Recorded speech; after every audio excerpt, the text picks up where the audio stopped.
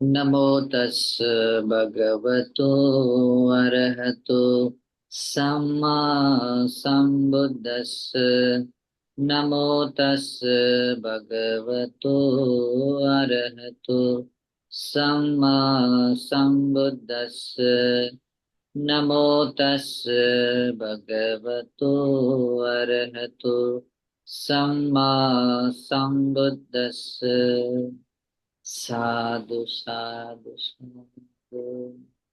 श्रद्धांत पुण्यवंत उपासक और उपासिकाओं, हम लोग 37 बोधिपाक्षिक धर्म के बारे में तथागत सम्यक संबुद्ध के द्वारा उपदेश सूत्रों में से ये देशनाएं हम देख रहे हैं। बहुत ही महत्वपूर्ण ये धर्म देशनाएं हैं।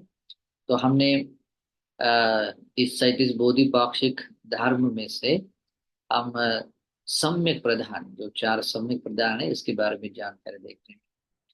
तो ये सम्यक प्रधान आप लोगों ने इसका अर्थ भी देखा है पहले और दूसरे प्रवचनों में कि आखिर ये सम्यक प्रधान क्या है। यानी कि जैसे कि वीर्य पुरुषार्थ करने का ये चार अंग है।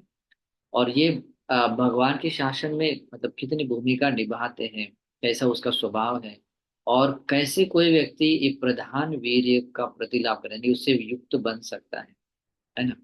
तो पहले की देशना में जो मैंने ये कहा था कि कैसे कोई व्यक्ति वीर्य करने के लिए अपने भीतर इच्छा जगा सकता है। तो ये पहला प्रवचन याद रखना है। तो ये इच्छा जगाने के लिए मैंने उसे 9 कारण बताए कि ये इच्छा आप अगर बुद्ध शासन को फॉलो करना चाहते हैं, भगवान ने बताई हुई शिक्षाओं को अपने जीवन में उतारना चाहते हैं, तो उतारने के लिए या धर्म जीवन जीने के लिए जो पहले मन में भाव जागना है, भाव जागने के लिए जो मैंने 9 कारण बताए थे पहले इसमें, ठीक है। तो वो कारण याद रखना है।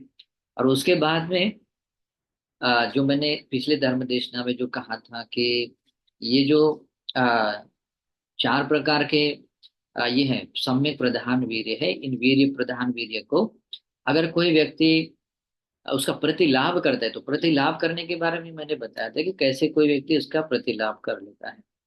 तो जैसे कि पहले जाकर हमने इच्छा जगाई, इच्छा जगाई है तो हाँ छंदन जनित, और उस प्रकार का अगर वो प्रयास कर रहा है और प्रयासों को सातत्यपूर्ण बनाए रख रहा है, और उस प्रयासों को सातत्यपूर्ण बनाए रखते हुए जब इस प्रकार का वो अधिष्ठान कर ले चित्त में उस वीर्य को धारण कर लेता है कि मैं इसका परित्याग नहीं करूंगा, मतलब जब तक इसमें पूर्ण भाव ना आ जाए, जब उस वीर्य का जो दृढ़ता से धारण कर लेता है, तो भगवान बुद्ध कहते हैं उसको सचमुच वीर्य का प्रतिलाभ हो जाता है, यानी कि वो सम्यक प्रधानों से युक्त बन जाता है। ठीक है। तो वो चार तरीके से हमने वो देखा कि थोड़ा सा अगर बहुत सारे लोगों ने उसको कंठस्थ भी कर लिया है।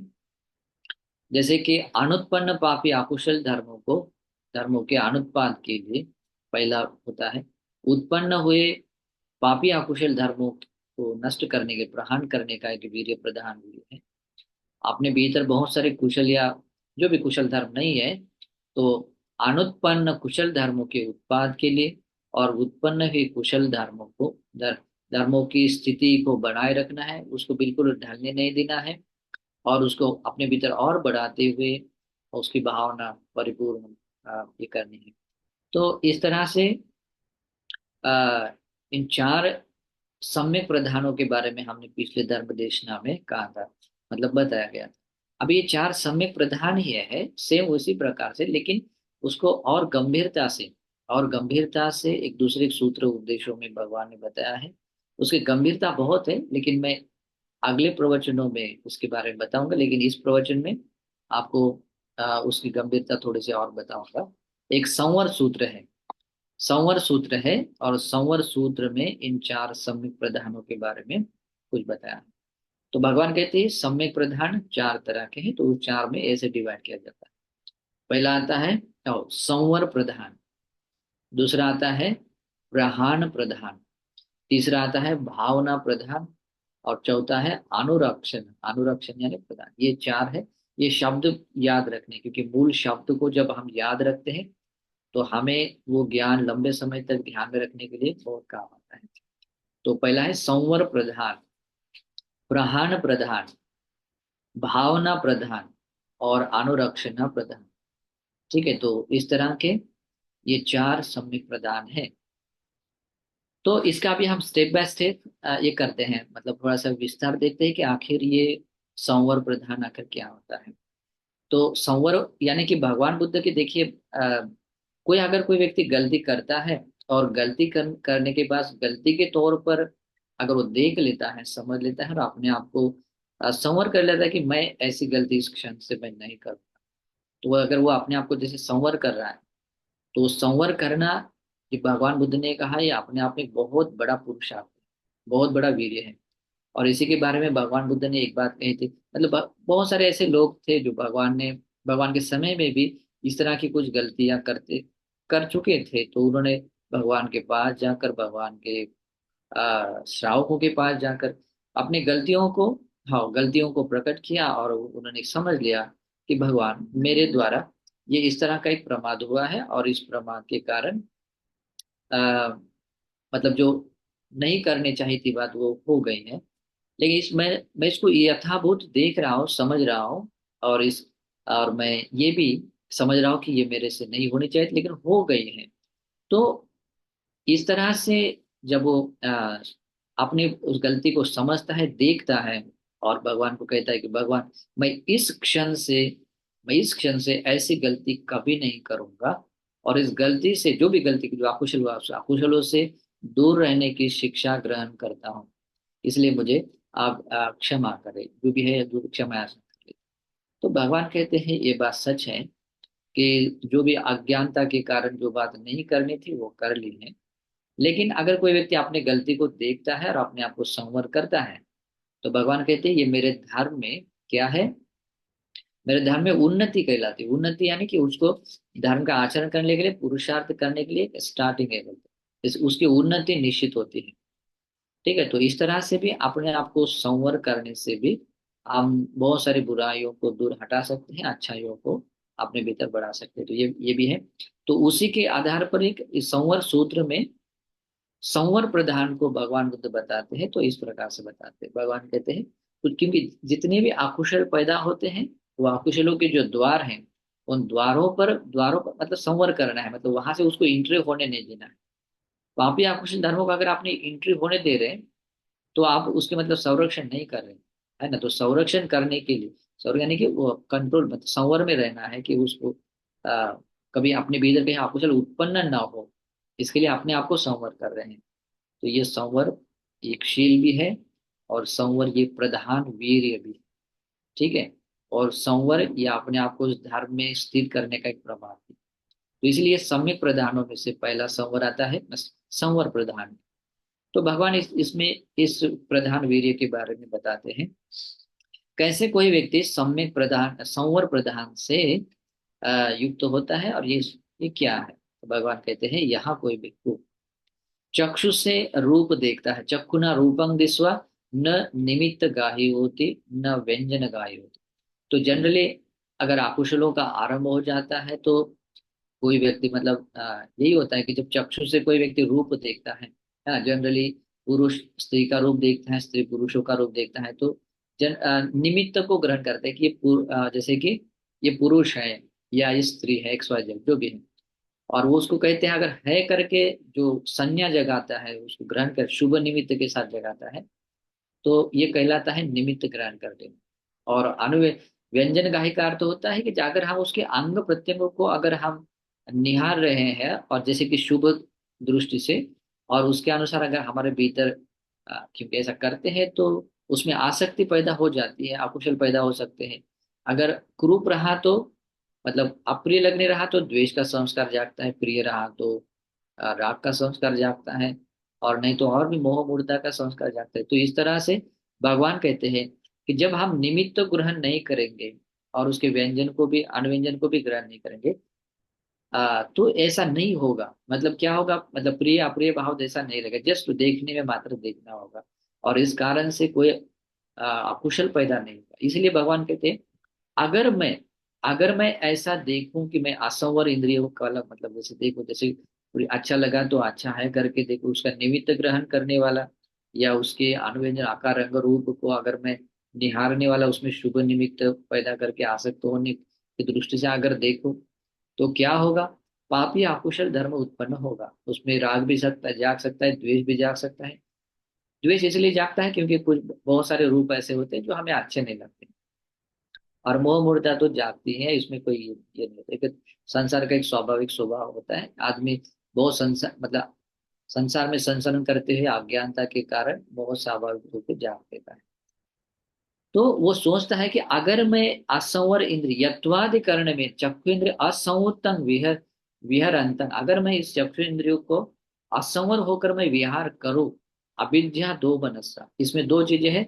अविद्या यानी कि अगर प्रिय मन आप लगता है, जैसे कि अगर हमने सोचा कि ये स्त्री रूप है या पुरुष रूप है और उसमें हमने अच्छा लगा, तो क्या जागेगा, लोभ जागेगा, यानी कि राग चित्त जागेगा, राग संस्कार वृत्ति जागेगी। अगर कुरूप है, वो बहुत अप्रिय लगने वाला या भयावह लग रहा है, तो भयावह या जो भी जैसा भी है, तो हम क्या करेंगे उसके बारे में, चैतसिक मतलब एक द्वेष का संस्कार जाएगा कि नहीं चाहिए करके भाव आएगा, तो उसको क्या कहेंगे, दौर्मनस से। और उसके साथ में ही पापी आकुशल धर्म जागते, क्योंकि ये लोभ और ये जो द्वेष सहागत जो स्वभाव जाग रहा है, इसी से क्या होता है, और आकुशलों की पैदाइश हो जाती है। इसलिए कहते हैं और पाप का अकुशला धम्मा अनवास वेन्यू, मतलब ऐसा होता है कि कहीं वो उसका घर न बन जाए, मतलब कहीं उसको पैदा न हो जाए। जब अगर मैं उसको असंवर बनूं और असंवर होकर अगर ये इस तरह का व्यवहार करूं, तो मेरे भीतर पापी अकुशल धर्म उत्पन्न हो सकते हैं, पॉसिबिलिटी हो सकती है। तो अगर मुझे अपने आप को, मेरे भीतर पापी अकुशल धर्मों को नहीं लाना है, तो वो क्या करेगा, वो दो चीजों को नहीं करेगा। क्या करेगा, वो निमित्त को ग्रहण नहीं करेगा और उसके अनुव्यंजन को ये नहीं करेगा, यानी कि रंग रूप आकार लिंग के बारे में थोड़ा सा इसके नहीं देखेगा। और ऐसा न करते हुए क्या मतलब क्या कर सकता है, क्योंकि उसमें अभिजा लोभ भाव नहीं जागेगा, बस देखने में मात्र देखना होगा, मतलब जो भी व्यवहार है उसमें व्यवहार में मात्र व्यवहार। जनरली देखिए, कोई व्यक्ति अपनी माता को देखता है, कोई व्यक्ति अपनी बहन को देखता है, तो बहुत पवित्र भाव रहता है। वो क्यों ऐसा होता है, क्योंकि हम वैसा निमित्त ग्रहण नहीं करते हैं। ठीक है, जो अनुव्यंजन मतलब उसके आकार रंग रूप को नहीं देखते हैं, मतलब जो भी है जगह उसमें मतलब जैसे राग चित्त जागने जैसा नहीं देखते हैं, है ना। तो उसी प्रकार से वो व्यवहार में मात्र व्यवहार होता है, देखने में मात्र देखना होता है। और इस तरह से पापी अपने धर्म पैदा नहीं। और वो ये भी समझता है, बहुत अच्छी तरह समझता है, अगर मैं ऐसा करूंगा, अगर मैं ऐसा मतलब असंवर होकर मतलब निमित्त को या उसके अनुव्यंजन को ग्रहण कर लूंगा, तो ये पापी अकुशल धर्म जो अभी यानी कि राग चित्त या दौर्मनस यानी कि द्वेष चित्त के साथ में ये भाव अकुशल जाग सकता है। तो इसलिए वो क्या करता है, रखति चक्षु इंद्रिय, फिर अपने चक्षु इंद्रिय की रक्षा करता है। जैसे हम अपने माता को देखने के बाद हमारे पास कोई ऐसा नहीं होता है भाव, एकदम नॉर्मल। जैसे कि अगर हम बहन को देखते हैं, है ना, अपनी पुत्री बच्ची को देखते हैं, तो एक बहुत पवित्र भाव रहता है, और इस कारण से भी कोई निमित्त ग्रहण नहीं करते और कोई ऐसा मतलब ये नहीं करते, जस्ट वो जो है बस वो है, इतना मात्र रहता है। और इस कारण से वो पापी आकुशल जो उत्पन्न नहीं होते हैं, जैसे कि लोभ और द्वेष नहीं, राग चित्त और द्वेष द्वेष का चित्त उत्पन्न नहीं होता है। और इसीलिए क्या कहते हैं, चक्षु इंद्रिय संवर, मतलब चक्षु इंद्रिय की वो रक्षा कर लेता है। तस्य संवर है पटिपज्यति, मतलब वो क्या करता है, वो फिर कोशिश करता है। पटिपज्यति मतलब क्या है, वो कोशिश में लगा रहता है कि ऐसा न हो। इसलिए जनरली भगवान बुद्ध या भगवान के श्रावक क्या करते हैं, अपने इंद्रियों को, हाँ, मतलब ऐसे ज्यादा ये नहीं करते, अपने मतलब नीचे नजरे रखते हैं। ठीक है, तो वो प्रयास में रहते हैं। और दूसरा है कि रखते चक्षु इंद्र, रक्षा करते हमेशा, जैसे कि कोई गार्ड होता है, एक द्वारपाल होता है, और हमेशा वो ध्यान में रखता है कि अगर ये नगर में जाने वाला आदमी अपना परिचय है, परिचित है, अपरिचित है, कौन सा है उसका हाथ। जैसे कि अगर विदेश में जाते हैं तो एयरपोर्ट पर आपका जो सब चेकिंग वगैरह करते हैं, तो वो एक गार्ड की तरह है, मतलब कोई भी अवैध रूप से एंट्री नहीं कर सकता है ना। तो ये उसका मतलब ये रक्षा है ना। तो उस तरह से चक्षु इंद्र की वो रक्षा कर लेता है, और इस तरह के चक्षु इंद्रियों की रक्षा करता हुआ अपने इंद्रियों को संवर कर लेता है। संवरण आपत्ति, संवर में आ जाता है, और ऐसा करता हुआ उसके भीतर कोई आकुशल धर्म पैदा नहीं। तो अनुत्पन्न आकुशल भी उत्पन्न नहीं होता है। और अनुत्पन्न आकुशलों के अनुत्पाद के लिए बहुत इंपॉर्टेंट, अभी केवल अ, चक्षु से रूप देखकर ही हमारे भीतर आकुशल पैदा नहीं होते। हमारे भीतर कान से शब्द सुनने के बाद भी होते हैं। तो भगवान यही कहते हैं, कान से जब हम शब्द सुनते हैं तो उससे भी हम जैसे कि अगर हमने हमें प्रिय मनाप कोई शब्द लगा तो हमें अच्छा लगता है। अप्रिय गाली के शब्द रहे तो, गाली के शब्द रहे या अभद्र कटुवाणी जैसे शब्द रहे तो कैसे लगता है, बहुत अप्रिय लगता है। तो अप्रिय जहाँ लगता है वहां क्या करते हैं, द्वेष के संस्कार जागते हैं। और अच्छा लगता है तो उसमें राग आसक्ति के संस्कार जगाते हैं। ये सब स्वाभाविक रूप से होता है। अगर मतलब उस मोह मूढ़ता वाले तो फिर बहुत कुछ होता है ना। जैसे कि कोई आदमी बहुत मतलब अभी बहुत सारे शोज देखते हैं उसमें, जैसे कि कॉमेडी शोज है, लॉफ्टर शोज है, कोई अच्छे, और उसमें सुनता है, और सुनने की क्या होता है उनको पता नहीं चलता अच्छा बुरा कुछ ये नहीं है, प्रिय अप्रिय तो, लेकिन उस पर आनंद लेता है, मतलब उसमें मोहित रहता है ना। तो भले ही वो चाहे झूठ के बेस पर हो चाहे जैसे भी हो, लेकिन उसमें आनंद लेता है ना। तो इस तरह से पापी अकुशल धर्म पैदा हो जाते हैं अगर हमने उसके निमित्त को ग्रहण कर लिया, उसके अनुव्यंजन को ग्रहण कर लिया तो। ठीक है, जैसे उसमें जैसे कि लोभ और द्वेष जाग सकता है। तो इसीलिए भगवान बुद्ध कहते हैं, कैसे कोई व्यक्ति अपने कान इंद्रियों को भी संवर कर लेता है, तो उस कान से शब्द सुनकर न निमित्त ग्रहण कर लेता है न व्यंजन ग्रहण कर लेता है। जनरली ये शब्द जो है, जैसे मैंने कहा प्रिय अप्रिय लगने वाला शब्द, तो प्रिय अप्रिय लगने वाला शब्दों में खास करके पुरुषों को स्त्रियों का आवाज बहुत प्रिय लगता है, और स्त्रियों को पुरुषों को स्त्रियों का पुरुषों का आवाज प्रिय लगता है।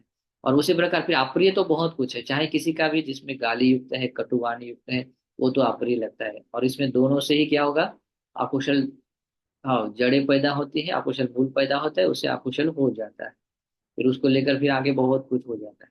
इसलिए भगवान बुद्ध कहते हैं अगर हमने निमित्त को ग्रहण कर लिया, उसके अनुव्यंजन को ग्रहण कर लिया, तो क्या होता है, पापी अकुशल धर्म उत्पन्न होते। तो ये समझ लेता है कोई, मतलब भगवान का श्राव के समझ लेता है ऐसा होता है तो ऐसा होता है। तो इसलिए क्या करता है, वो समझ लेता है, यदि मैं कान इंद्रियों को असंवर होकर विहार करूंगा तो मेरे भीतर भी पापी अकुशल धर्म जो अविद्या यानी कि दौर्मनस्य यानी कि जो लोभ सहागत द्वेष सहागत जो भी अ, अकुशल है, वो मेरे भीतर पैदा हो सकते हैं। और इसका ये भली भांति जानने के कारण वो क्या करता है, अपने इंद्रियों की रक्षा करता है। मतलब वो पहले क्या करता है, वो संवर करने के लिए प्रयास करता है और उसकी रक्षा करता है। और रक्षा करता हुआ वो परिपूर्ण अपने कान इंद्रियों को भी संवर कर देता है। तो इस तरह से वो संवर प्रधान संपन्न व्यक्ति बन जाता है। ये प्रधान, और ऐसा जब व्यक्ति करता है, करने का प्रयास करता है, तो उसके भीतर क्या वीर्य ऑलरेडी मौजूद होता है, उस वीर्य इंद्रिय का प्रति लाभ होता है। और वीर्य इंद्रिय का प्रति लाभ जिस व्यक्ति को होता है, भगवान कहते हैं वो वंद्य नहीं, 100% उसको रिजल्ट मिलेगा। ओके, मतलब वो खाली नहीं जाएगा कहते हैं। तो इसलिए भी ऐसा वीर्य का प्रतिलाभ करना है, वीर्य का प्रतिलाभ करते हुए आपने ये हर एक स्टेप को ध्यान में रखना। अगर हमने ऐसा नहीं समझा कि जैसे देखिए, जैसे कि अपना नाक का भी इंद्रिय है, जीवा का है, यदि मैं इसको असंवर होकर मैं विहार करूंगा तो इसमें मेरे पापी अकुशल धर्म उत्पन्न हो सकते हैं। इसमें लोभ जाग सकता है, द्वेष जाग सकता है, मोह जाग सकता है, या फिर इससे जुड़े हुए जो भी पापी अकुशल धर्म जाग सकते हैं। तो ऐसा अगर हम नहीं समझेंगे, नहीं जानेंगे धर्म, इसके बारे में सीरियसली नहीं समझेंगे, तो कभी ऐसा विचार नहीं आएगा, है ना। विचार ना नहीं आएगा तो खुद ऐसा प्रयास नहीं किया जाएगा।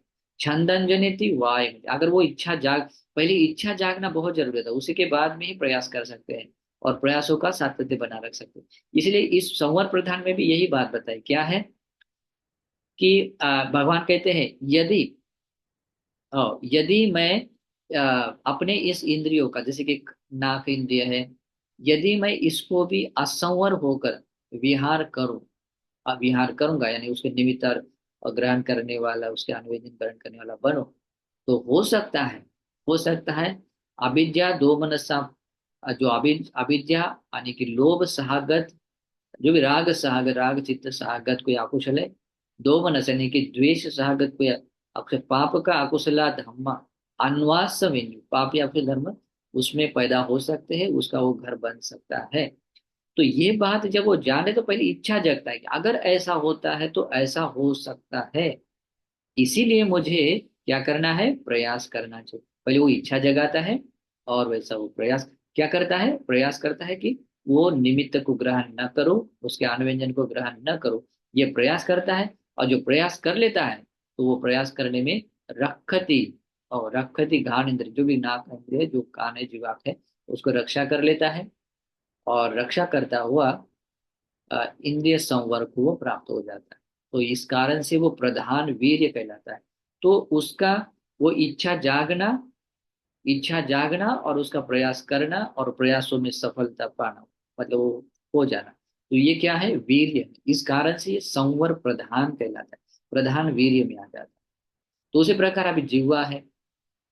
अभी देखिए दूसरी बात, मैंने ये भी बात बताता हूँ, हर व्यक्ति के लिए अलग अलग ये होता है। कभी कभी ये ऐसा होता है कि सबके लिए रूप को देखकर ही पापी अकुशल धर्म जाग सकते हैं, ऐसा नहीं है। किसी को रूप अच्छा लगता है, किसी को शब्द अच्छा लगता है, किसी को गंधा अच्छा लगता है, किसी को खाना पीना अच्छा लगता है ना, रस आस्वाद अच्छा लगता है, किसी को स्पर्श अच्छा लगता है। तो जरूरी नहीं होता है कि किसी को सबको एक जैसा ही सब ये लगे। इसलिए कभी कभी कंफ्यूजन आता है, लोग बोलते हैं कि नहीं, देखने में ज्यादा सुख है बोलते हैं, कोई नहीं बोलते कान में सुनने में बहुत सुख है बोलते हैं, कोई बोलता है नहीं खाना पीने में बहुत स्वादिष्ट खाना सुख है बोलते हैं, कोई बोलते हैं नहीं स्पर्श का सुख है बोलते हैं। वो अलग अलग होता है। तो वो क्यों होता है, हर व्यक्ति के अपने पास्ट लाइफ के संस्कार होते हैं, और संस्कार उसको प्रभाव करते हैं कि आपको वो, मतलब कौन सी चीज आपको आकर्षित कर लेती है। ठीक है। तो इस बात को जब वो समझ लेता है, ये बात समझ लेता है कि अगर मैं जिह्वा को असंवर बनाकर, असंवर बनाओ या बनाकर मैं विहार करने वाला बनूंगा, तो पॉसिबिलिटी हो सकती है कि उसमें अभिज्ञा लोभ जाग सकता है, द्वेष जाग सकता है, और उससे जुड़ा हुआ पापी अकुशल, क्योंकि अगर लोभ जागा तो उसकी प्राप्ति के लिए तो प्रयास करना पड़ेगा ना, क्योंकि अभी लोभ जागा है कुछ पाने के लिए। जैसे देखो मैं एक उदाहरण बताता हूँ। एक राजा था, अभी उसको अचानक एक, कभी उसने ये नहीं किया लेकिन अचानक उसके एक सेवक ने क्या किया, हिरण का मांस दे दिया। हिरण का मांस दिया और उसको पहले उसने नहीं खाया था, और जब उसने खाया चखा तो उसने पास्ट लाइफ में भी वही किया था।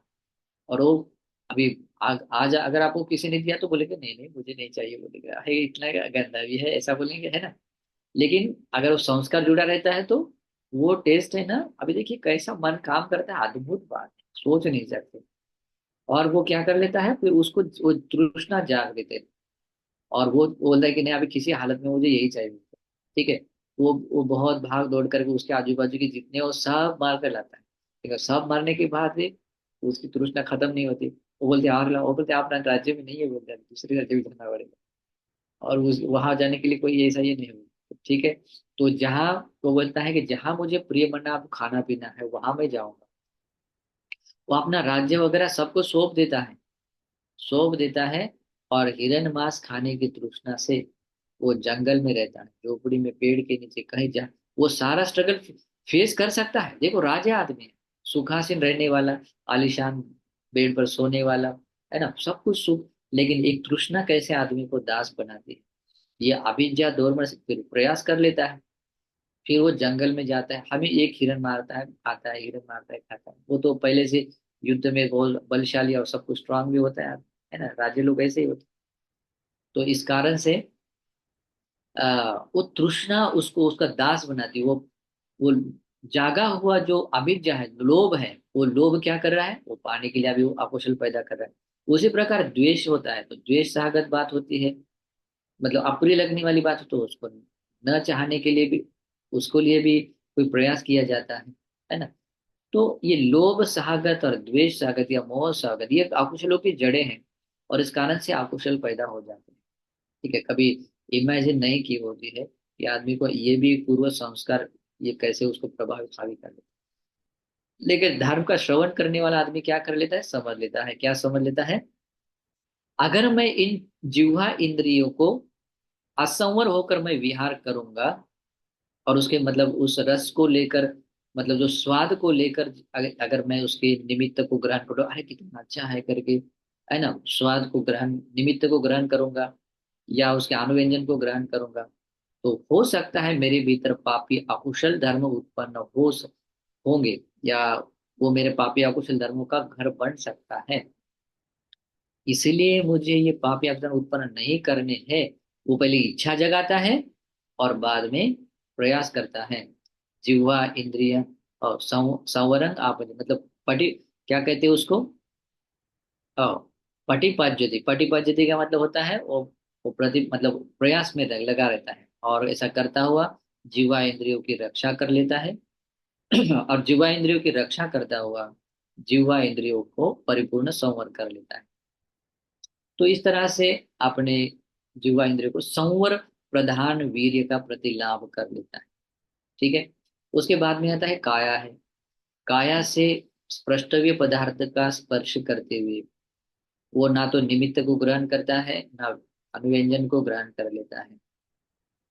और साथ में ही वो समझ लेता है, अगर मैं इसके निमित्त और अनुव्यंजन को ग्रहण करूंगा तो पॉसिबिलिटी हो सकती है कि जो लोभ सहेगा, लोभ के साथ में द्वेष के साथ में अविद्या दोष से जो अकुशल है, पापी अकुशल मेरे भीतर उत्पन्न हो सकते हैं। ये अकुशल धर्मों का घर बन सकता है, वहां उसका रहना हो सकता है। इसलिए क्यों न मैं क्यों न मैं इसकी रक्षा करूं, इसको मतलब संवर करूं। और ऐसी पहली इच्छा उत्पन्न करता है, और इच्छा उत्पन्न करता हुआ प्रयास करता है ना। तो काय इंद्रियन संवरण आपजित, मतलब वो आपजित प्रयास करता है, और प्रयास करता हुआ उसकी रक्षा कर लेता है, और रक्षा करने में सफल हो जाता है। वो सफलता ही क्या है, उस इंद्रियों का संवर होना होता है। इस तरह से अपने काय इंद्रियों को संवर कर लेता है। और बाद में आता है मन इंद्रिय। जनरली मन के बारे में, मन को संवर करना इतना आसान नहीं कहा जाता है ना। जैसे आप भगवान के समय में भी जो दूसरे धर्म के लोग होते हैं, वो ऐसे ही बोलते हैं, आंखों से रूप न देखना संवर हो गया, कान से शब्द नहीं सुनना संवर हो गया, नाक से कुछ गंध नहीं लेना संवर हो गया, है ना। वो जो कुछ भगवान के समय वो जो नग्न साधु ऐसे ही बोलते थे। ऐसे ही इंद्रियों का संवर होता है, आंखों को कुछ देखना ही नहीं, है ना। जो और खाने से भी मतलब वो नहीं खाना करके संवर ही होता है, टेस्ट को नहीं देखना, चखना नहीं करके संवर हो गया। तो भगवान बुद्ध ऐसे बताते, जैसे कि बच्चा है, कोई जन्मा अभी अभी अभी बच्चा है, या अंधा है समझो, जन्म से अंधा है। अभी वो क्या देखेगा रूप, है ना, वो तो पूरा आंखों का संवर हो गया। जन्म से बहरा है, अभी वो तो जरा कुछ नहीं सुनेगा, है ना, वो संवरशील हो गया, कान का संवर कर दिया। अगर नहीं देखना मात्र ही संवर है तो, अगर गूंगा है मतलब जैसे कि कोई ये उसका सेंस नहीं हुए जैसे कि उसको, तो उसका संवर होना तो वो तो अगर है ऐसा तो वो तो मुक्त हो गया, आनंद हो गया। तो वो बोलता है ऐसा नहीं है। तो फिर ऐसा कोई बच्चा भी ऐसा होता है तो उसको तो कोई सेंस भी नहीं होता है क्या अच्छा क्या, मतलब जो रूप के बारे में पापी आकुशल धर्म जाग सके, ऐसा कोई भी नहीं होता है। तो अगर वो उसको भी कह सकते हैं बोले कि वो संवरशील है, तो उसको फिर अनुत्तर रहते हैं। ठीक है। और ये भी बताते थे, उनको तो ये समझ में आता है कि आंखों को न देखना संवर है, लेकिन मन को देखने का भाव बहुत मुश्किल है। मन आरोपी है, मतलब उसका कैसा है, मतलब कोई रंग रूप नहीं है मन का, लेकिन मन ऐसा है तो गुहा शयन, एक चरण एक चरण मतलब वो जिधर जाए उधर वो चला जाता है ना। और इतना है गुहा से मतलब जितना, मतलब हाँ उसके अंदर से सोचते सोचते जाएंगे, वो जिसको टॉपिक ले वो उधर मतलब सोचते ही जाएंगे, उसका कोई अंत नहीं है ना। तो गुहा शयन है, मतलब कैसे है, कि गुफाओं की तरह है। मतलब अगर उसके अंदर चले जाए तो उसका मतलब ये नहीं आएगा, बाउंड्री नहीं आएगी, है ना। और मन के बारे में जनरली एक स्वाभाविक ये भी लक्षण सभी लोग अनुभव करते हैं कि मन हमेशा बदलता रहता है, चंचल होता है। अभी और मन में अच्छे बुरे सब विचार आते हैं, लेकिन इतना चंचल होता है, क्विकली बदलता रहता है। तो ऐसे मन को संवर करना, कंट्रोल करना इतना आसान भी नहीं होता है ना। तो लेकिन भगवान बुद्ध कहते हैं, जो टॉपिक लेकर जो मन है, मन में जो आरंभन बोलते हैं, आरंभन यानी जो भी रूप शब्द गंध रस स्पर्श को लेकर जो भी हम या अन्य भी कोई टॉपिक है समझो, उस टॉपिक को लेकर मतलब सोच बढ़ा रहे, तो आदमी क्या कर लेता है उसमें, अगर असंवर होकर ये कर लेता है तो उसके भाव को नहीं समझ पाता है। अगर अच्छा लगता है तो उसमें आसक्त हो जाता है, लोभ जगाता है। अप्रिय लगता है तो उसमें द्वेष भाव भी जाग सकता है। जैसे देखिए कभी कभी कोई ऐसे सोच विचार होते हैं जो आपने आपको ऐसे गाइड करते हैं कि नहीं अभी बहुत बोर हो रहा है, बोलते हैं बहुत अच्छा नहीं लग रहा है, कुछ सब कुछ ठीक नहीं लग रहा है। और ऐसा ये अपने मन को ये चारा डालते हैं, मतलब ऐसा कह देते हैं कि टॉपिक देते हैं कि सोच नहीं है अभी ठीक नहीं। तो उसी तरह से वो सोच बढ़ाता बढ़ाता हुआ क्या कर उदासीनता और बढ़ जाए, जो नहीं होती है तो वो और बढ़ जाए।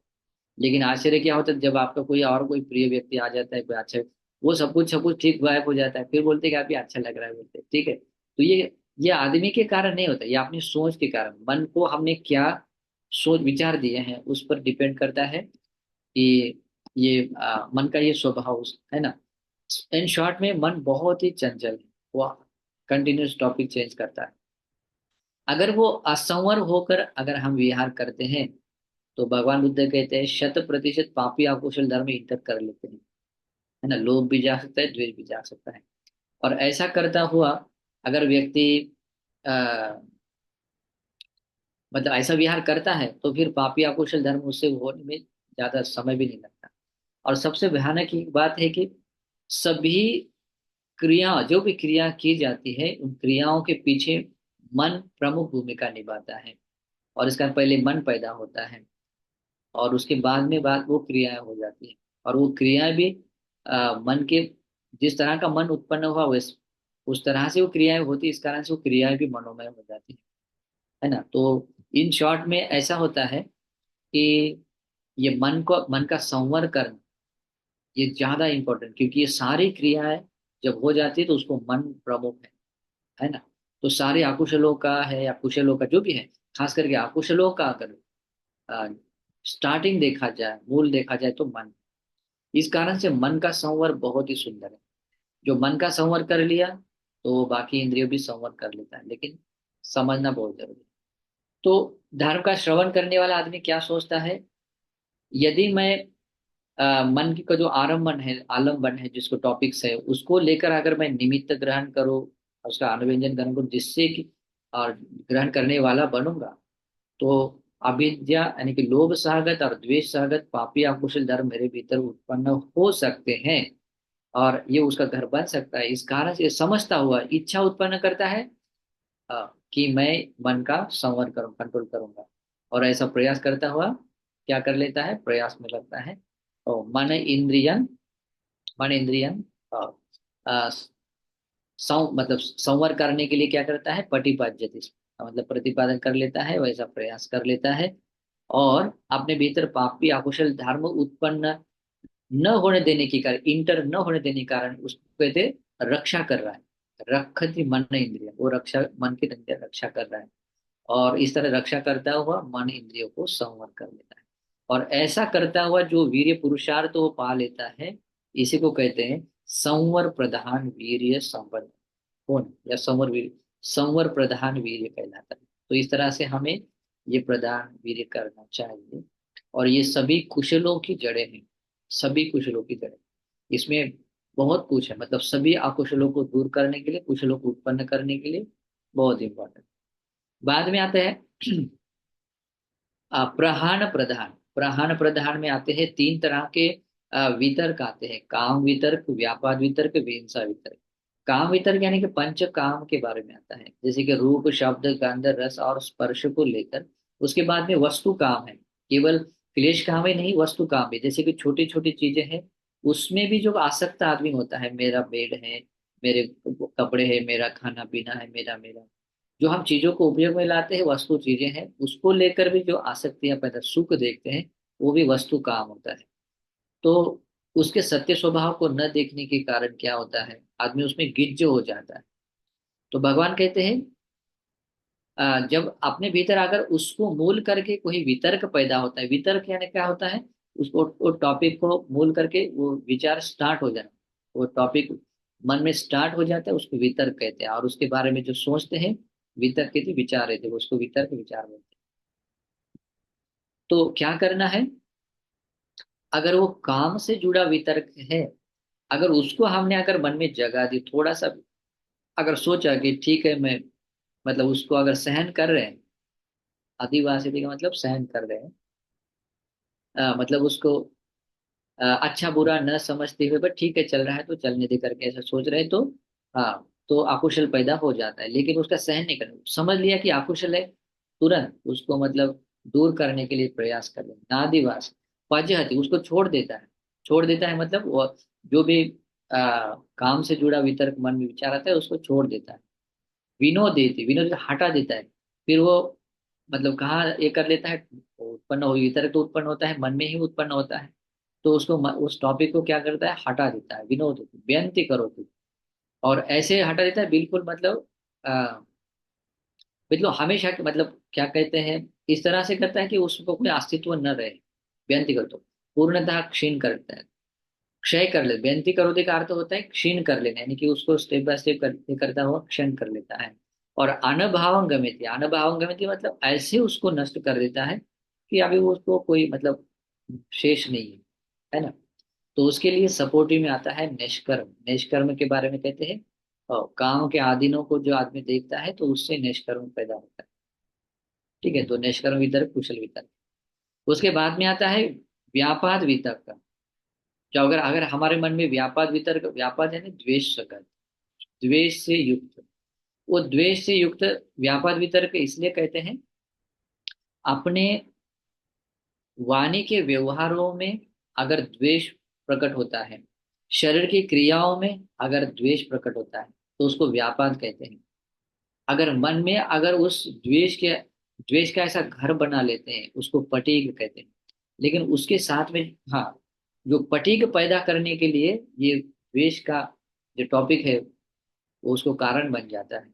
इस कारण से भगवान कहते हैं अगर वो द्वेष जाग रहा है, द्वेष सहागत कोई वितर्क जाग रहा है, व्यापाद जाग रहा है, तो उसको सहन नहीं करता है, मतलब उसको वैसे ही रखने नहीं, वो तुरंत समझ ले जो अकुशल है, अकुशल है करके क्विकली समझ लेता है।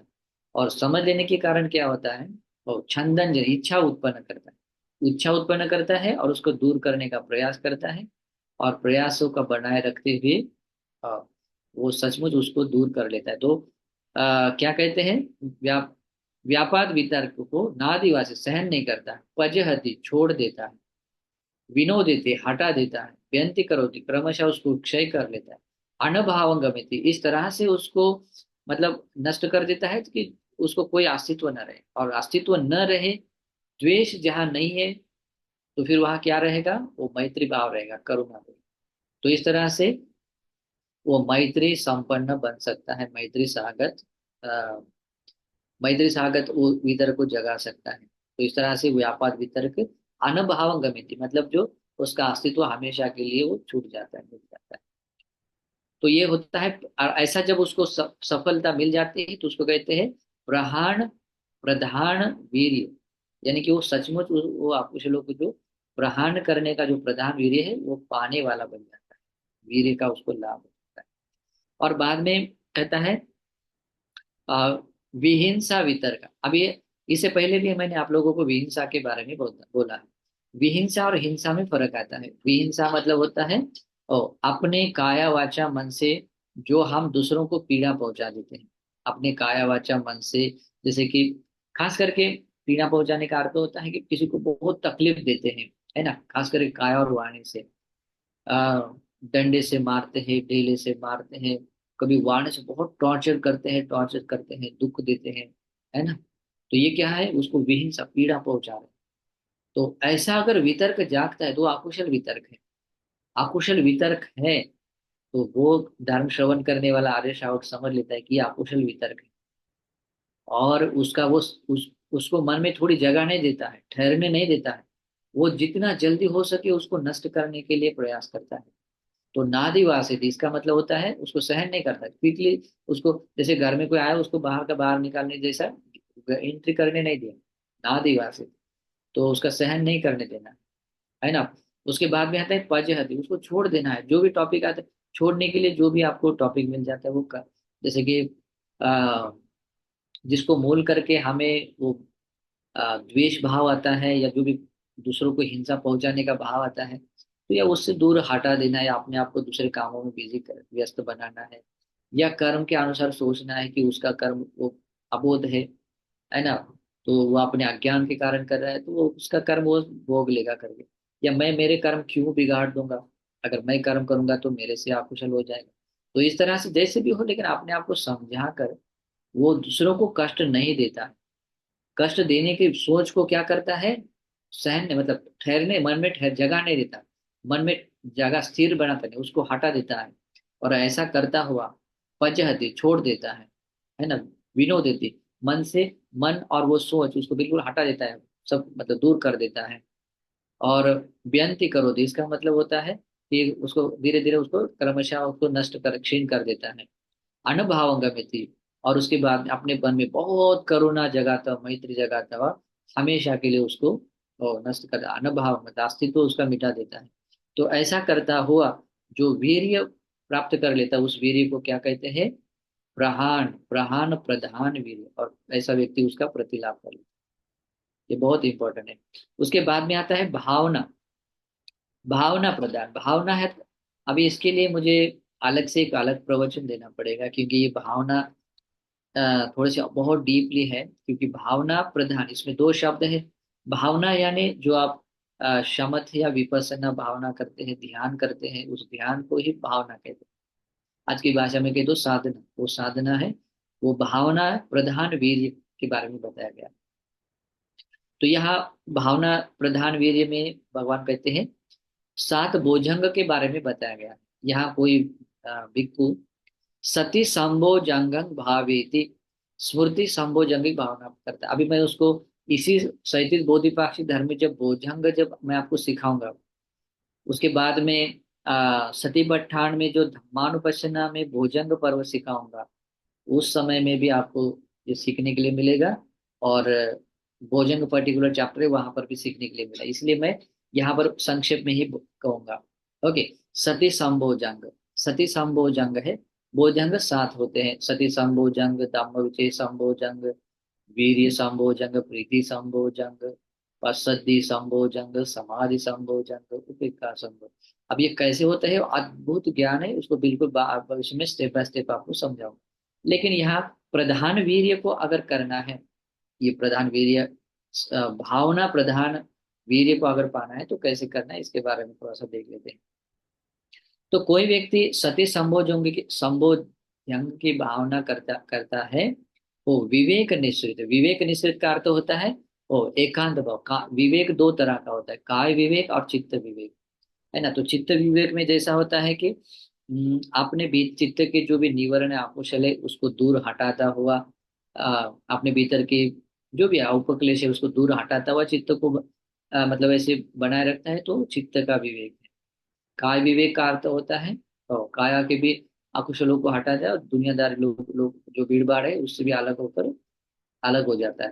तो इसको लेकर जो विवेक मिलता है, तो वो सती संभोजंग भावना करता है। तो स्मृति का अभ्यास कर, सती का अर्थ क्या होता है, चिर भाषितम भी चिर कथम भी अनुसरति सरति है। तो जो भगवान बुद्ध ने बताया हुआ जो धर्म है, बहुत पहले जो बताई हुई बात, उसको बहुत अच्छी तरह से वो स्मरण कर लेता है। और जो अपनी वाणी और शरीर के व्यवहार में आचरण में जो किया हुआ होता है, जैसे शील का पालन करते हैं, तो उसके बारे में भी बहुत अच्छी तरह से अनुस्मरण करता है, मतलब जैसे मन में उत्पन्न करता है कि मैंने किन किन शीलों का पालन किया, कर रहा हूँ करके तो अनुस्मरण करता है। तो वो अनुस्मरण करना ही सती संभोजन है। तो लेकिन सती संभोजन का प्रतिलाभ कैसे होता है, और धर्म को मूल करके जब वो भगवान बुद्ध की वाणी जो बताई गई वाणी है उसके अनुसार अनुस्मरण करता है, सती संभोजन का प्रतिलाभ करता है। जो अपने भीतर जो भी शुद्ध आचरण करता है, शीलादि गुणों का आचरण करता है, उसको मूल करके जब अनुसरण करता है, सती संभोजन का ये कर लेता है। लेकिन इससे क्या होता है, ऐसा करता हुआ उसका चित्त निवरणों से अलग हो जाता है, चित्त विवेक आ जाता है। तो ये सती संभोजन की भावना ये विवेक के लिए कारण बन जाती है। तो वो विवेक के लिए ही हो, ऐसे ही भाव रखता हुआ विवेक निश्चितन, विवेक निश्चितन, तो वो विवेक निश्रित उसकी वो सती संभोजी भावना होती है। उसके बाद में आता है विराग निश्चितन। अभी विराग निश्चित एक बहुत ही ये है, जैसे कि भगवान ने बताया हुआ धर्म जिस अर्थ से जो बताया होता है, उसी अर्थ से जब योनिसो मनसीकार करता है, अनित्य को अनित्य की तरह देखने के बाद वहां पर वो राग नहीं जगाता है, द्वेष नहीं जगाता है, मोह नहीं जगाता। जो एक क्लेशों का न बनना होता है उसको निर्वेद कहते हैं। और वह निर्वेद यानी कि उसके मतलब वहाँ केवल दृष्टा भाव रहता है, तो दृष्टा भाव होने से क्लेश नहीं बनता है। तो क्लेश न बनना का क्या होता है, विराग अवस्था। मतलब राग आदि क्लेश नहीं बन रहे, विराग अवस्था। वह अच्छा लगा इसलिए राग नहीं जगाता है, बुरा लगा इसलिए द्वेष नहीं जगाता है, और जैसे कि अच्छा भी नहीं बुरा भी नहीं इसलिए मोह नहीं जगाता है। तो न जगाने का जो भाव है ना, उसको कहते हैं विराग। तो ये सती संभोजन का जो मतलब सती के अनुसार, धर्म के अनुसार मन स्वीकार करता हुआ जो स्मृति का प्रतिलाभ करता है, और वहां पे एक क्लेशों का न बनना होता है, तो न बनने के लिए ही करता है, और वही आश्रय बनाता हुआ करता है, इसलिए कहते हैं विराग निश्चित। ये सती संभोजन आपके विराग के लिए बन जाता है, और विराग का अनुभव भी देता है। मतलब वो इस सती संभावना करता करते समय विराग उसका आश्रय बन जाता है, मतलब सपोर्ट बनता है। जैसे कोई आदमी, कोई पक्षी है, पेड़ के ऊपर रहता है, तो पेड़ के आश्रय से निश्रय से रहता है, पेड़ उसका सब कुछ है। तो वैसे ही व्यक्ति जब इस सती संबोधन की भावना करता है, तो उसका मेन बेस होता है, वो आश्रय होता है, और विवेक आश्रय होता है, अ, विराग आश्रय होता है। उसी प्रकार से निरोध, निरोध का अर्थ होता है क्लेशों का निरुद्ध हो जाए। निरुद्ध कब हो जाते हैं, जब विराग के बाद में ही निरुद्ध हो। अच्छा, यानी कि वो संस्कारों का न बन, है ना, तो ऐसा करता हुआ ही निरुद्ध, निरोध हो जाते हैं। तो निरोध के लिए, और ओसर्ग परिणाम, ये एक दूसरा एक शब्द है ओसर्ग परिणाम, यानी कि क्लेश उपक्लेशों का वो जहाँ परित्याग किया जाता है, यानी ओसर्ग नहीं इसका होता है कि जैसे कि हम क्लेशों का परित्याग करते करते जा रहे हैं, और एक फाइनल यहाँ तक डेस्टिनेशन आ जाता है कि मैंने उन क्लेशों का परित्याग कर लिया, वो परिणाम है ना। तो इस तरह से उसकी मतलब जैसे कि ये सत्य संभोग जंग की भावना निर्वाण में परिपूर्ण होती है, यानी कि वो सग परिणाम है, निर्वाण तक पहुंचाने वाली है, पहुंचाने के लिए ही है। ऐसा ही भाव, ऐसा ही आश्रय बनाते हुए सती संभोजन की भावना करता है, धम्म विचय संभोजन की भावना करता है। ये चार शब्द को याद याद रखना। मैं इसको जब आपको आ, भोजंग धर्म सिखाऊंगा, है ना, और सती पट्ठान में भी भोजंग आएगा, तो उस समय में नहीं, सती पट्ठान में ये बातें नहीं सिखाऊंगा, भोजंग पर्टिकुलर में है तो ये चार बातें सिखाऊंगा। चार बातें में आता है विवेक निश्चित, विराग निश्चित, निरोध निश्चित और सग परिणाम। और इस तरह की जब कोई भावना भावना कर ले, तो उस सती संभोजंग की भावना भावित करता है, धम्म विजय संभोजन की भावना भावित करता है ना, वीर्य संभोजंग, प्रीति संभोजंग, पश्चादी संभोजन, समाधि संभोजन, उपेक्षा संभोजन की भावना कर जाता है। तो ऐसा प्रधान वीर्य करता हुआ, क्यों अभी मैं उसको और डिटेल्स में नहीं बता पा रहा हूँ क्योंकि अभी समय भी कम है, और लेकिन मैं अगले प्रवचनों में और उसके थोड़ा डिटेल्स बता दूंगा, क्योंकि मैं अभी इसी को लेकर फिर अभिधर्म के बेसिस पर मैं आप लोगों को सिखा। ठीक है, ये प्रधान वीर्य क्या होता है, तो ये सूत्र के बेसिस पर मैं आप लोगों को अभी सिखा दिया। ठीक है, तो इस तरह से ये सातों भोजंग की भावना कैसे होती है, विवेक निश्चित, विराग निश्चित, निरोध निश्चित, औसग परिणाम, और ऐसे करता हुआ जो वीर्य पा लेता है, वीर्य इंद्रिय का प्रतिलाभ कर लेता है, तो इसी को क्या कहते हैं, और भावना प्रधान वीर्य। और इसी प्रकार से सम्यक प्रधान वीर्य सूक्त बन जाता है। बाद में आता है अनुरक्षणा प्रधान वीर्य। अनुरक्षणा का अर्थ होता है अनुरक्षण करना, मतलब अनुरक्षण यानी कि अगर जैसे यहाँ भगवान इसमें बताया है कि इद भिक्खवे भिक्खु उत्पन्न, यहाँ कोई उत्पन्न बद्धकं समाधि निमित्तन, अगर कोई समाधि निमित्त है, आपको कोई कर्म स्थान है समझो, खास करके कोई आप कसिनो की भावना करते हैं, है ना, या अन्य भी कोई अशुभ भावना करते हैं, या 9 प्रकार के शवों की डेड बॉडीज होती है उसको लेकर आप भावना कर रहे हैं, तो ये क्या है, वो हर एक टॉपिक्स है, साधना करने का टॉपिक्स है। तो उस निमित्त को ग्रहण करने का अर्थ क्या होता है, कि अगर हम जैसे कि आंखें खुली रहने से जो, जैसे कि बात मतलब समझ में आती है वो ऐसी है, तो आंखें बंद करने के बाद भी वैसी, वैसा का वैसा सेम निमित्त बना रहता है ना। तो जैसे कि इसमें कुछ उदाहरण दिए हैं, समाज अनुरक्षति आट्टिक सन्य, आट्टिक सन्य, जैसे कि हड्डियों का ढांचा है, हमारे पूरे बॉडी में क्या है, हड्डियां हैं, और सामने भी एक डेड बॉडी का हड्डियों का ढांचा है। अगर उसको हम देख रहे हैं कि कैसे एवं धम्मो, ऐसा मेरा ये शरीर है, भीतर बाहर दोनों है, और जब आंखें खुली करके जब, तब तक उसका मतलब देख रहे हैं, जब तक आंखें बंद करने के बाद भी वो संज्ञा मेरे हमारे मन में सेम टू सेम बनी रहती है। और ऐसा करता हुआ अब ये और डीपली है, तो इसको थोड़ा गंभीरता से समझ लेना है, ठीक है। तो मैं अगले प्रवचनों में इसके बारे में थोड़ा सा बताऊंगा, क्योंकि ये थोड़ा और गंभीर टॉपिक है। तो आट्टिक संज्ञा को प्राप्त करना है, तो वो समाधि का टॉपिक है। पूर्वक संज्ञा, पूर्वक संज्ञा का अर्थ होता है कि जैसे कोई डेड बॉडी मर शरीर मर जाता है, तो मतलब कोई दो तीन तीन दिन होने के बाद क्या होता है, फूल जाता है, मतलब पीप से भरा रह जाता है, तो ऐसा भी एक शरीर। विनीलक संज्ञा, विनीलक मतलब 3 दिन होने के बाद, डेड बॉडी 3 दिन होने के बाद पूरा पीला नीला पड़ने सड़ने लगता है, तो उस विच्छिदक संज्ञा मतलब जब बहुत सड़ जाता है, तो सभी शरीर के डेड बॉडी के छेदों में से क्या निकलता है, बहुत सारा पीप निकलता है सभी द्वारों पर, यहाँ तक कि त्वचा भी फट जाती है तो वहीं से भी निकलता है। तो जब इस तरह की जो भावना करते हुए निमित्त मिल जाता है ना, आदमी बहुत विरागी भाव आ जाता है। तो उसको विराग आने के लिए क्या कहते हैं, बिल्कुल उसे चित्त हटाने के लिए तो बहुत पावरफुल साधन है, लेकिन उसके लिए टाइम देना पड़ता है, ठीक है। तो इसी तरह की जो ये संज्ञाएं हैं, उद्दुमादक संज्ञा है ना। तो ये उसी उसी प्रकार के 9 प्रकार के शवों में से यही मैं इसमें आगे ये संज्ञाओं को धारण कैसे किया जाता है उसके बारे में सिखाऊंगा। और सतिपट्ठान का जब अभ्यास किया जाता है, तो सतिपट्ठान में कायानुपश्यना में नव शिवथीक पर्व नाम है, उसमें भी मैं डिटेल्स में सिखाऊंगा इसके बारे में, ठीक है। कायानुपश्यना के अंदर ये सब आ जाता है, इसलिए मैं ज्यादा स्पष्टीकरण नहीं दे रहा। बस इस तरह की संज्ञाओं को अपने मतलब प्राप्त करना, अगर प्राप्त हो गई तो उसको नष्ट होने न देने का जो प्रयास है, उसको बनाए रखते हुए जो हम साधना कर रहे हैं, तो उसका मतलब क्या होता है, हम सही तरीके से वीर्य करें, प्रधान वीर्य करें। तो इस प्रधान वीर्य को कहते हैं अनुरक्षणा प्रधान वीर्य।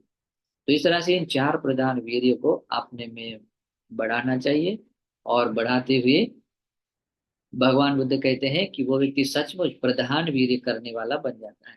यानी कि भगवान बुद्ध ने बताए हुए इस धर्म में, धर्म में आया हुआ, इस धर्म के मार्ग पर आरूढ़ हुआ व्यक्ति बन जाता है, ऐसा भगवान का श्रावक हो जाता है। तो इसीलिए भगवान को कहते हैं ओ सुपटिपन्नो भगवतो सावक संग, वो व्यक्ति कैसा, सुपटिपन्न बन जाता है। तो ये प्रधान वीर्य से संपन्न जो व्यक्ति बन जाता है, इन 4 प्रधानों को जो धारण कर लेता है, वो क्या होता है, और सुपटिपन्न।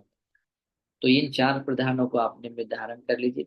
अभी मैं इसका स्पष्टीकरण और मतलब सूत्र के बेसिस पर जो भी है, और थोड़ा सा और डिटेल्स में अभिधर्म के बेसिस पर भी इस प्रधान 4 प्रधान वीर्य को अपने में कैसे एकदम स्ट्रांग बनाया जाए, और ये प्रधान वीर्य से हम सचमुच हमारा ये प्रधान वीर्य स्ट्रांग बन गया है, ये कैसे प्रमाणित कर सकते हैं, इसको हम अभिधान के बेस पर नेक्स्ट प्रवचन में सुनते हैं, ठीक है। तो ये 4 सम्यक प्रदान है। पहला पहला कौन सा है, संवर प्रदान। दूसरा है प्रहाण प्रदान। तीसरा है भावना प्रदान। चौथा है अनुरक्षणा प्रदान। अभी इन 4 प्रधानों के बारे में थोड़ी व्याख्या देखिए। अभी इसके बारे में क्या भगवान कहते हैं, गाथा में दिया है, संवरोच पहानंच भावना अनुरक्षणा एते प्रधाना चत्तारो देशिता आदित्य बंधु। ये जो आदित्य बंधु तथागत सम्यक संबुद्ध ने ये 4 सम्यक प्रधानों की देशना दी है, कहते हैं। और कौन से, संवर प्रधान, प्रहान प्रधान, भावना और अनुरक्षणा प्रधान। ये ही भिक्खु इधा तापी, यहाँ कोई मतलब जो भिक्खु, इन ये जो भिक्खु इधा तापी इन 4 सम्यक प्रधानों में बहुत वीर्य करता है, इधा ताप, अपने क्लेशों को तपाता हुआ वीर्य कर लेता है, क्या करता है उससे, खयन दुख से पापुने, 100% वो अपने सभी संसार दुखों का सभी क्षय कर देता है, क्षय करने में सक्षम बन जाता है। तो इस तरह से ये गाथा है, और गाथा में ये सारा सूत्र का सारांश मतलब वो मिल जाता है। तो इस तरह से ये सम्यक प्रदान है, इसको अगर याद करेंगे तो बहुत अच्छा है। तो ये सूत्र आपको ग्रुप पर पीडीएफ के रूप में मिलेगा। अगले प्रवचन में इसे और विस्तार से देख लेते हैं, ठीक है। तो यहाँ ये प्रवचन समाप्त हो जाता है। ये जो मैंने अभी धर्म का दान दिया है, ये धर्म का दान आप सभी लोगों को अनुमोदन करता हूँ। और इस धर्म दान का अनुमोदन अनुमोदन से आप लोगों को धर्म के रास्ते चलने के लिए इन 4 सम्यक प्रधानों को भावित करते हुए सम्यक प्रधान वीर्य को पाने के लिए और निर्वाण पाने के लिए हेतु प्रत्यय बने, अनुमोदन करता हूँ, आशीर्वाद करता हूँ। सुखी निदुःखा निरोगा हन्तु निब्बानस्य पच्चयो होतु। बोला। साधु साधु साधु। बस टाइम अधिक होने के कारण अभी क्लास एक यहाँ समाप्त कर लेते जी जी, आदरणीय बंधु जी, हम पुण्यानुमोदन लेंगे और क्षमा याचना लेंगे। हैं। सभी श्रद्धा पूर्वक हाथ जोड़े, अभी हम पुण्यानुमोदन याचना करेंगे और फिर बाद में बुद्ध धम्म संघ को क्षमा याचना करेंगे। ओकास वंदामि भन्ते, मया कतं पुण्यं सामिना अनुमोदितव्यम्। साधु साधु। ओकास सामिना कतं पुण्यं मह्यं दातव्यम्। साधु साधु अनुभव। ओकास द्वारत एन कतं सब्बं अच्चयं खमथ मे भन्ते। ओकास खमामि भन्ते, द्वितीयंपि ओकास खमामि भन्ते, तृतीयंपि ओकास खमामि भन्ते। दुखा निरोगा। बोला। ठीक है बस। साधु साधु साधु। क्षमा याचना। कायेन वाचाय चित्तेन पमादेन मया कतम् अच्चयं खमामि भन्ते भूरि पन्या तथागत। कायेन वाचाय चित्तेन पमादेन मया कतम् अच्चयं खमामि धम्मं सन्दिटीक अकालिक। कायेन वाचाय चित्तेन पमादेन मया कृतम् अच्चयं कमामि सङ्घ पुण्यं केतम् अनुत्तर। साधु साधु साधु। ठीक है उपासक। आदरणीय जी, आपको बहुत बहुत साधुकार।